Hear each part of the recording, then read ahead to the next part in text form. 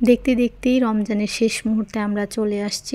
দুই তিনটা রমজানের পরেই কিন্তু ঈদ। সো সবাইকে ঈদ মোবারক। কেমন আছেন সবাই? আসসালামু আলাইকুম।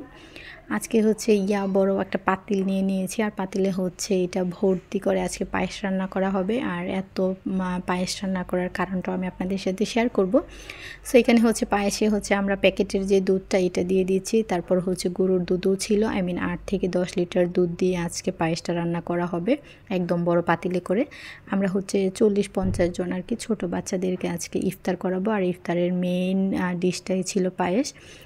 আমার শ্বশুরবাড়ির পাশেই একটা মাদ্রাসা আছে, ওইখানে ছোট ছোট কিছু আজকে বাচ্চা আছে।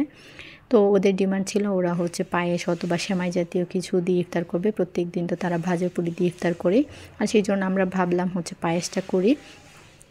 আর আজকের পায়েসের মূল রান্নার দায়িত্বে ছিল হচ্ছে বড় আপু, মানে হচ্ছে আমার বড় ননাস। আপু হচ্ছে আমরা যেদিন আসছি ওই দিনে আপু এসেছিল আমাদের সাথে দেখা করতে, প্লাস একসাথে আমরা ইফতার করলাম।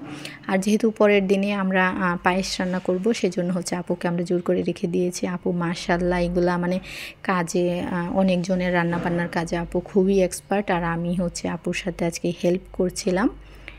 সো এখানে হচ্ছে পায়েস রান্নার পাশাপাশি বাচ্চাদের ডিমান্ড ছিল তারা হচ্ছে কিছু ফলমূলও আর কি খাবে আজকে। ওরা বলেছিল যাতে পায়েসের পাশাপাশি বা মিষ্টি জাতীয় কিছুর পাশাপাশি ওরা হচ্ছে ফলমূল খেতে চেয়েছে। সেই জন্য হচ্ছে আমরা 5-6 রকমের ফল রাখার আর কি ট্রাই করেছি। তো ফলের মধ্যে ছিল আপেল, তারপর হচ্ছে আঙুর, কমলা, খেজুর, তারপর তরমুজ, এগুলোই ছিল।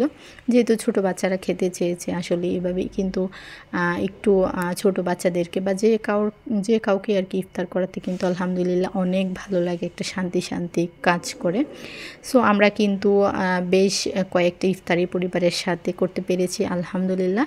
সো আজকের ভিডিও এই পর্যন্তই। সবাই ভালো থাকবেন, সুস্থ থাকবেন, আপনাদের দোয়া আমাদেরকে রাখবেন। Thank you so much for watching. আল্লাহ হাফিজ।